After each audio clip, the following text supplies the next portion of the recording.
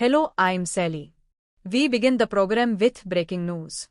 Thus, government has shut down for the first time in 6 years after lawmakers failed to reach an agreement on extending federal spending. These are live pictures from Capitol Hill, where it is just after midnight Eastern Time. In the Senate on Tuesday, Democrats rejected the Republican plan to extend federal funding for at least another 7 weeks, demanding a reversal of health care cuts in exchange for their support. During a shutdown, essential workers continue as normal, some without pay, while government employees deemed are temporarily placed on unpaid leave. President Trump warned that he would use the shutdown to bring in mass, irreversible firings of thousands of federal workers. He also promised to permanently change landmark health care policies introduced under the Obama and Biden administrations. We can do things during the shutdown that are irreversible, he said. Things that are bad for them and impossible for them to undo, like cutting large numbers of people out, removing programs they rely on, and slashing benefits they value. They're taking a risk by allowing the shutdown because it gives us the power to make permanent changes, even in critical areas like healthcare. In other ways, including benefits, we can cut large numbers of people out.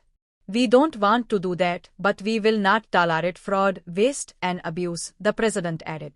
As the Senate failed to reach an agreement, Republican Majority Leader John June and Democratic Leader Chuck Schumer blamed each other for the impasse. This is ready to pass right now. It keeps the government open, funds federal agencies, and protects workers and the American people from that has now become the Democrat norm, June said. Schumer responded, "We stand at the edge of a government shutdown because Republicans are not serious about keeping the government open. If you want one glaring example of that, Speaker Johnson has already sent his people home, even though the government will close at midnight. The only conclusion is that he wants a shutdown, not negotiations." Now, let's bring in our North America correspondent, Peter Bose. Hello to you, Peter. The shutdown has now begun. What does that mean?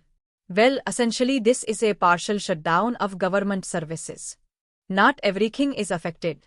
Essential and emergency services will continue unchanged, but many services will gradually stop, and Americans will begin to notice. There won't be an immediate impact on daily life, but visitors to the US might find tourist attractions closed, national parks, monuments, and other sites. Over time, airports could also be affected. During the last shutdown, almost 7 years ago under Trump's first administration, we saw security staff and air traffic controllers forced to work without pay until the standoff ended. During the last shutdown, many airport staff left their jobs due to financial hardship, which led to long delays. While such disruption may not happen immediately, it is a possibility over time. Once again, both sides are blaming each other for the shutdown and its consequences. So, how will this be resolved? Do we know how this political stalemate will end?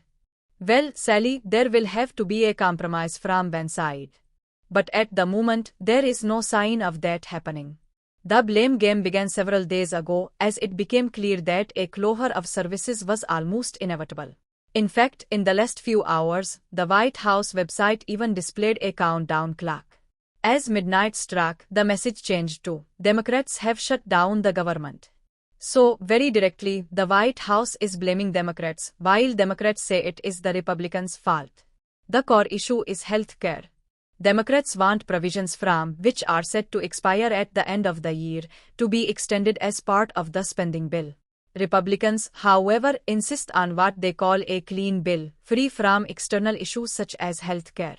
At this point, both sides remain far apart. There will eventually have to be a compromise, but judging by recent statements in Washington, neither side is willing to be the first to back down. Thank you very much, Peter. That was our North America correspondent, Peter Bose.